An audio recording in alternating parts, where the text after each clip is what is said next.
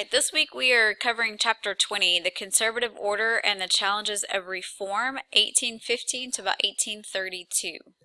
In this chapter, you're going to read about the conservative order, the emergence of nationalism and liberalism, conservative restoration in Europe, the conservative order shaken in Europe, the wars of independence in Latin America, and then the end, it's all in perspective. The defeat of Napoleon and the diplomatic settlement of the Congress of Vienna restored the conservative political and social order in Europe. This chapter deals with the confrontation of this conservative order with potential sources of unrest found in the forces of liberalism, nationalism, and popular sovereignty.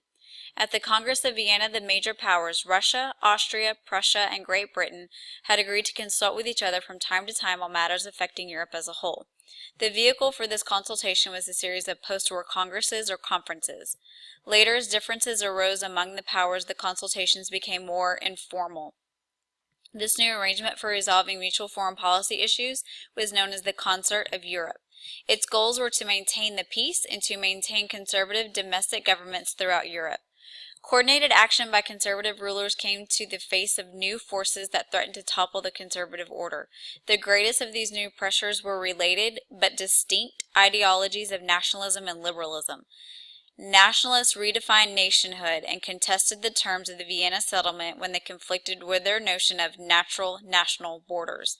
Liberals called for a wide variety of political and economic reforms. Sometimes they would link their agendas to these national movements. Despite the challenges of liberalism and nationalism, the domestic political order that restored conservative institutions of Europe established showed remarkable resilience. The Austrian Chancellor Prince Metternich masterminded the resistance to both liberal and national pressures throughout Central Europe.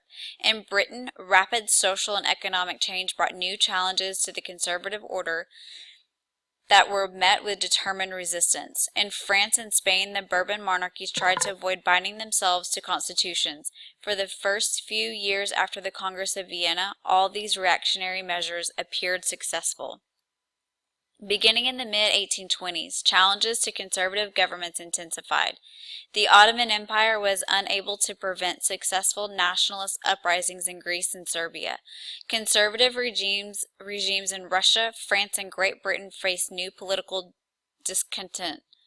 In Russia, the result was suppression, in France, a revolution, and in Britain, accommodation. Belgium emerged as a newly independent state. The French Revolution and the Napoleonic Wars created the forces that shaped the political landscape of early 19th century Europe. They also sparked movements for independence from European domination throughout Latin America. In less than 2 decades, between 1804 and 1824, France was driven from Haiti, Portugal lost control of Brazil, and Spain was forced to withdraw from all of its American empire except Cuba and Puerto Rico.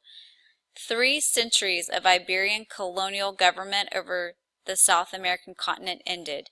These wars brought to a conclusion the era of European political domination.